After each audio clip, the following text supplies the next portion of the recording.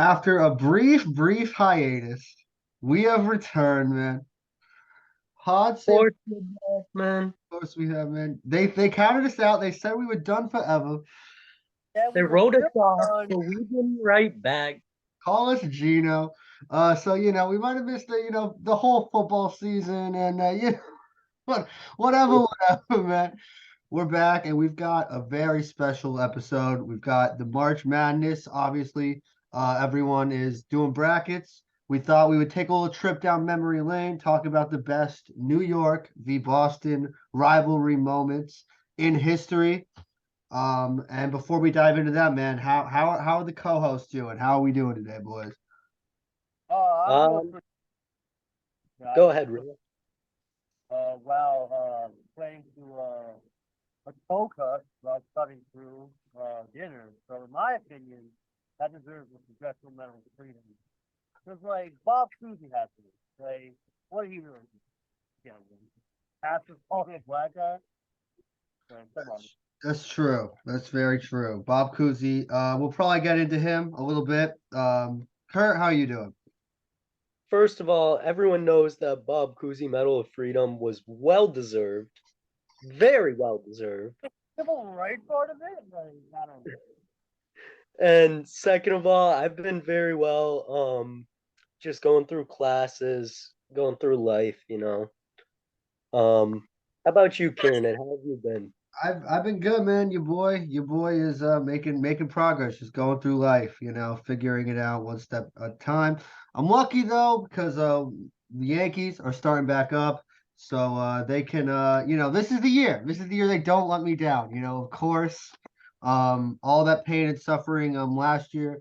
People sometimes ask me, do you regret comparing last year's Yankee team to the 2018 Red Sox before when the All-Star break? And I tell them no. I stand by it. We just had a few unlucky breaks. We were basically the same team. No. And also, Oh, man, it's for the all same cycle every year. I heard this last year. I'm gonna hear it next year. It doesn't listen, matter what happens. listen, It's also almost like Cowboys fans. It's listen, just gonna be another cycle of disappointment. listen. The bottom line is for you, a few people, you didn't know this, but this guy, when the Yankees were eliminated, keep in mind, this was after he knew we were at the game on, game three. And as game four is winding down and it's clear the Yankees are about to be eliminated, he comes over unannounced, crashes the Yankee watch party just to see us suffer. So don't worry. Plenty of shit was talked over the Yankees collapse, even if we didn't do it on here. But it's let's dive into the bracket. Let me share my screen real quick. We're gonna start with the football. There's 17 teams on each side. We did a little play-in game. Um, so let's start with the play-in, and it is the butt fumble coming in at 17 seed. 17, stop it. Listen, there were a lot more like Knicks v Celtics stuff than I thought there was going to be. The butt fumble against the Knicks beating the Celtics in 5 games in the Eastern Conference Finals in 1972. Uh, Bro, it's 1972. The only person that remembers that was alive for like the Civil War. Like, holy shit. The butt fumble, bro, it doesn't get more iconic than that. all right, you know what? You know what? Here's what we'll do, man. Here's what we'll do. We'll go. I'll pull it up on YouTube, and if we still laugh after all these years, man, then it'll advance.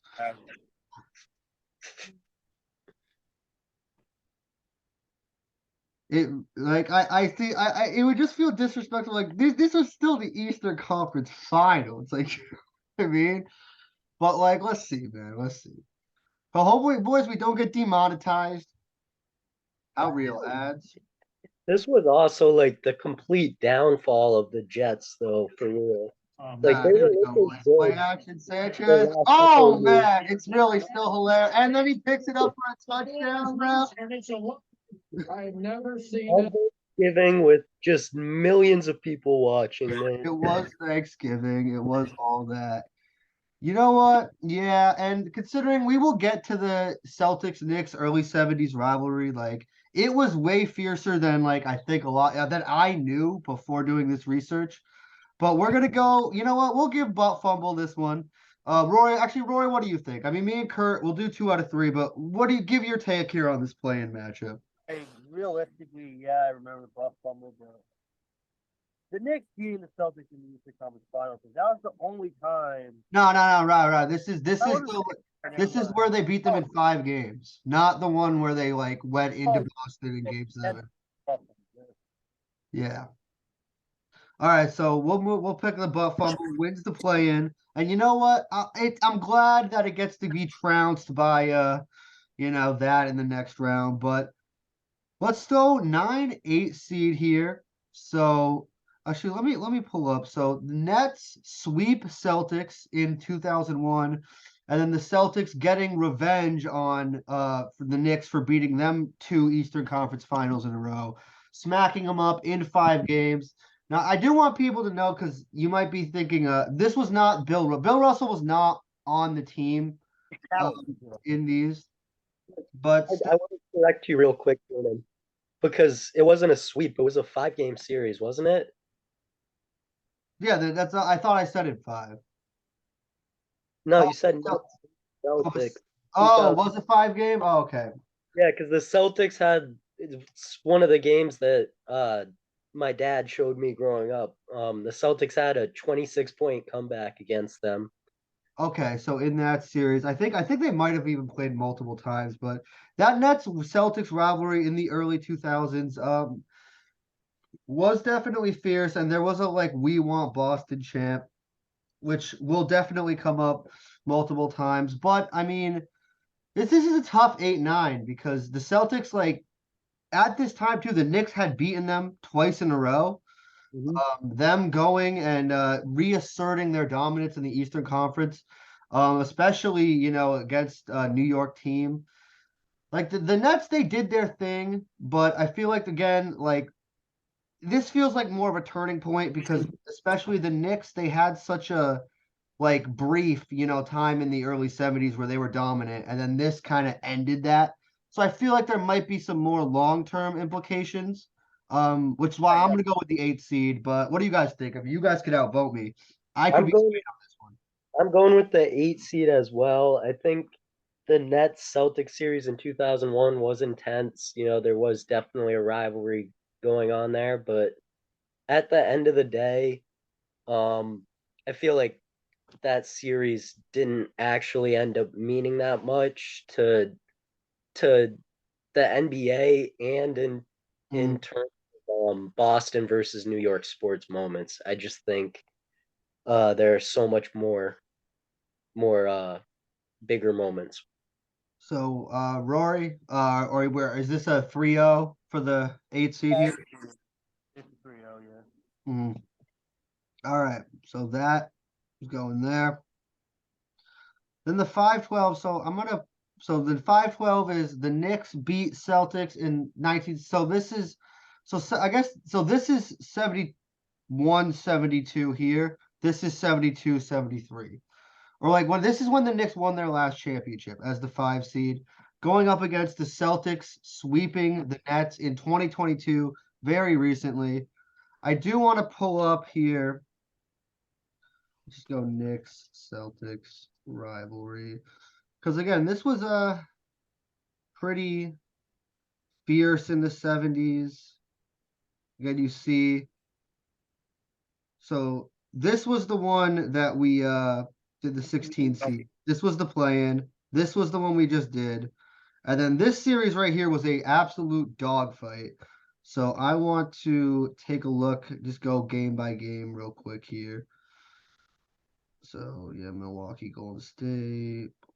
Well, okay, Eastern Conference Finals. So you see just a dogfight. And I didn't know this until I watched that documentary on these 70s Knicks, but like no one had ever won a game 7 in Boston Garden. And keep in mind, this was without Bill Russell. So, but still a very significant win. And still, I think if you ask older Knicks fans, a win that may not have been topped in Knicks history, going into Boston Garden where no one had ever won a game 7. catching that dub. I didn't realize just how crazy, you know, they got in the 70s, going back and forth. And definitely would have been a great time for the pod. Definitely would have been a great time to be a New York, Boston basketball fan. The I, thing about that is it was a very, very big moment for New York sports fans for sure. But like Boston sports fans, like how irrelevant, you know,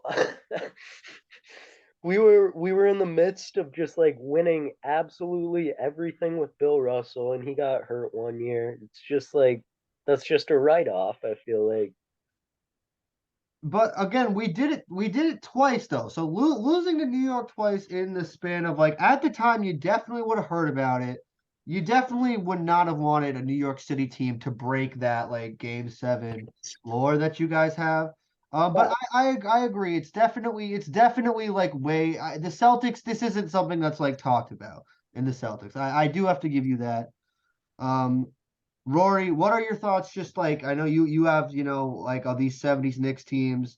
What do you think about like learning about, you know, this rivalry in the early 70s? I think it was a really great rivalry.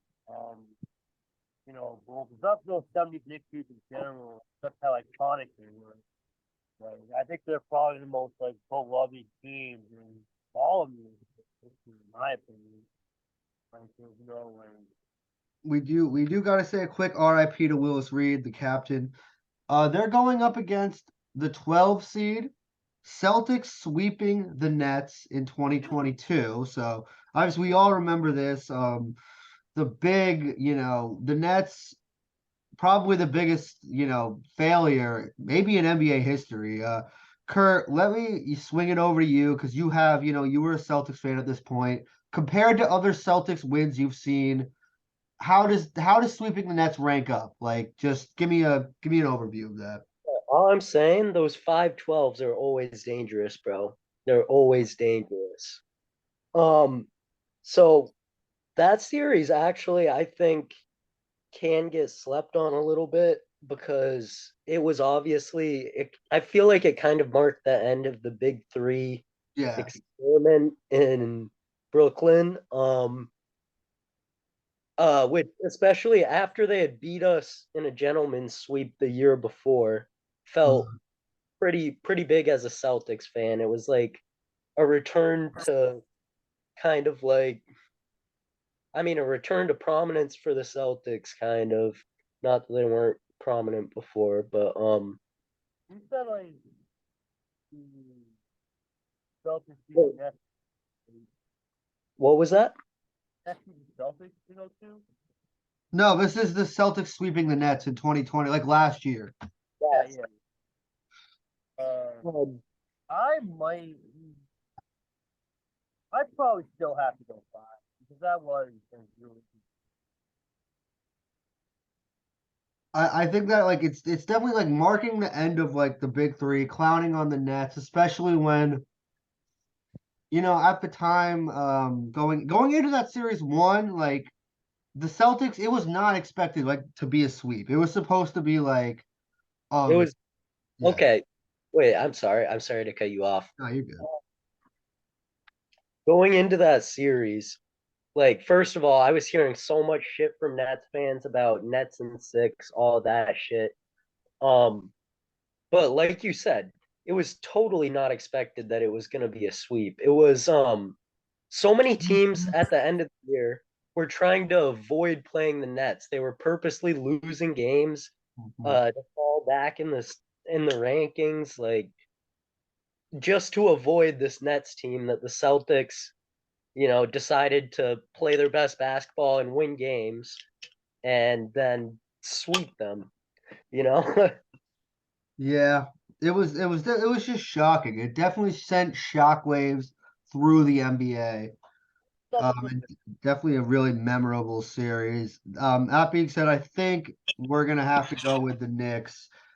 Just because, you know, it's still a moment that like for New York sports, it's still very iconic going in. I mean, even like when I was watching the documentary on those 70s Knicks teams, they said the finals kind of like they kind of took care of the Lakers, and it kind of even felt like a letdown because they had like went into Boston and done what nobody thought could be done. So I think it would have been a very gratifying win. I'm gonna go with the Knicks here, but it's a close one. I definitely like all these moments are significant. I But honestly probably agree that that moment is more significant. I was just trying to yeah, devil complicate it up. yeah. I mean, it's definitely but that's a big. So we're going with the 413. So the Pats steal Bill Belichick from the Jets, gets the 4 seed here. Which you could argue, we'll see. They could make a run. They could be UConn. That could be UConn, 4 seed, going against the Knicks beating the Celtics in 2013. Oh, of course. I always think this thing would be a kind of cool. It So is I think, significant for Knicks fans because like that was the only playoff series win I've ever seen. But like viewing Bill Belichick from the Jets really changed the course of NFL history. That series never really changed. I mean, I kind of did actually. Think about it because that signified like the end of the Celtics season, and that traded the net, which that so we still have. You know, so I think it does. But in that case, I'm still going with easily still going. yeah, I mean, this was actually on the one day was with the Jets was the day me and Rory were born, were introduced to this earth. It was January 4th, 2000, and the next day he dipped. So if we were Jets fans, that would be like pretty crazy. The best day of your lives. But we are gonna go with the 4 seed here, but we're obviously gonna go with the 4 seed. Just for a second though, I Yeah. do want to throw some respect on that Knicks series because I mean that's really like the first. Okay, that's not the first NBA series I remember, but that's the first one I really like clearly can picture in my Yeah. head. And that was certainly not just a big moment for Knicks fans, but a tough moment for Celtics fans because we expected better from that team. Yeah, I mean the them coming in with a 7 seed. Knicks were kind of a weak 2 seed. It was obviously 2013 still holds a special place in our hearts. One of the best Knicks teams we've ever seen, which is incredibly sad but true. Um, yeah, I mean, but like, that being said, like even like I remember they wore black. I think because I believe they were up either 3-1 or they might have won the first 3 games of this series, to be honest. And They destroyed Boston in Game 3. I remember that. I remember But they wore the black. The funeral. Yeah. And then they lost that game. Um, and then this was also before the last thing I want to say before we move on here is the Celtic. That was the last series, I believe, with the big three of that era. Yeah. So Not much. so we're gonna move that, but a tough moment for sure. Number 3, Mo Lewis hits or doesn't hit Brady. He hits Bledsoe. Mo Lewis hit Brady. We know the moment I'm talking about. Versus the 1984 Eastern Conference semifinals. We're gonna go back because I mean, obviously Tom Brady being Tom Brady, he's gonna move on. But this series was an absolute this series was crazy. This Eastern Conference semifinals, and I think it's interesting to look back.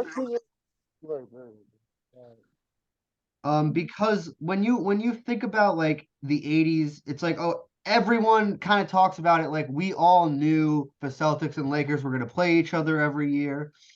And so that's how it gets presented to you. But especially look at, these games, right? Like when it gets to 2-2, like the series is tied 2-2. Bernard King, and Larry Bird 30-26. Bernard King, they take the lead. Bernard King 44 in the Garden in game 6. Larry Bird 35. Celtics yeah, take care of. there's a really bored team where I watched like Game 6, 8, and 7. Atmosphere is absolutely electric. Like it was. This game right here, 30 for Larry, 43 for Bernard. This was a duel, and this opened my eyes to like just how good Bernard King was. And series I had no idea happened until I started doing the research for this. but just would have been a really fun time for like if we were doing this pod. I mean, a 2-point win, 44-35. Like obviously, and again, the Celtics were the better team. They were the team of the 80s. They cruised to a game 7 victory, but just a really the most underrated series of this, in my opinion. Kurt, I don't know if you knew about this series beforehand. You got any? No, I did not. I mean, definitely throw some respect on Bernard King's name, man. He's an all-time great.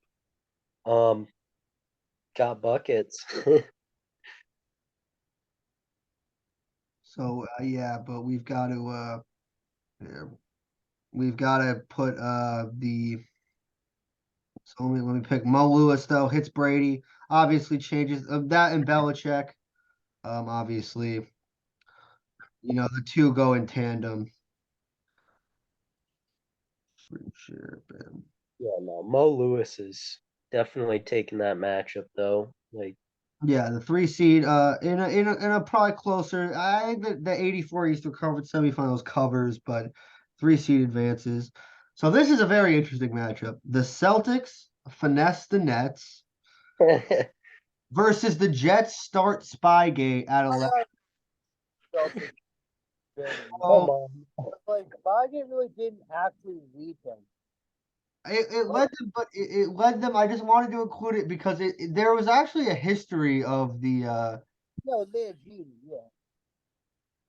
but the Celtics, yeah, The Celtics finessing the Nets absolutely has to move on.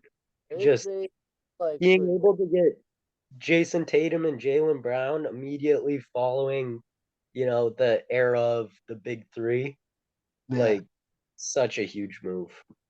It definitely was. This is a 6 seed. This is kind of like Creighton. Definitely a very strong 6 seed Yeah. here. The Jets starting Spygate. Like, there's been a lot of pettiness in the Jets Pats thing, like stealing coaches. Like there was the Curtis Martin thing. There was a game I was when I was doing research for this that the Patriots had so many like drunk fans get arrested that they had to like handcuff them to the stadium because they filled up like every area. Just a lot of pettiness that's gone on. So I wanted to include the moment because it fuels, I think Patriots fans like they were annoyed about Spygate for a long time. Like it was like something that got brought up that like probably shouldn't have like Deflategate, but like people still threw it in your face. So it's definitely like an annoying part of Patriots Jets and for a while. Thing about that, like Spygate, at least the Patriots like did something against the rules. It was proven. Yeah. Like I don't have a problem that they got in trouble with that, even though I think it is a little bit overinflated the extent of what they did. Um, but yeah, no, I think it's no question the higher seed moves on here. Higher seed moves on. We're going. So 7 seed, the Sanchez goes. Was this in Foxborough? Was this game in yeah, Fox? yeah, wasn't possible. So the Jets go into Foxborough with the Sanchez, beat the Jets in 2010 or whatever it was. 1990 first round Ewing shot. I think it's a very underrated moment. But Kurt, I know this is one of your earliest like sports memories. So just take this away on how this one hurt as a Pats fan. Oh, well, okay, for that one I was chilling at my friend's house, watching the game with a bunch of Jets fans at the time. Mm, Um, and it was absolutely brutal because, as a Patriots fan, especially growing up, you never expect to lose to the Jets when you have Tom Brady and Bill Belichick. Um, but it was certainly just that it's one of the most demoralizing games I've ever watched in my life, for sure. For sure. I think that probably has to move on, but also I don't think I've ever seen the first round Ewing shot. So maybe if you pull that one up on YouTube. yeah, all right. Ewing versus this should do it. Right?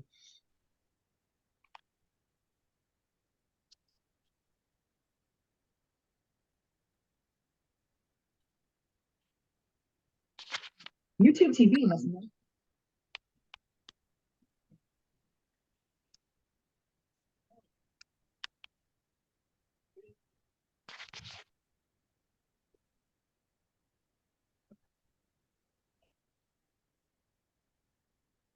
Yeah, What this was it? right here. He really like hoisted that thing up. That was like a buzz. That was the shot that beat them. So just like fading away in the corner.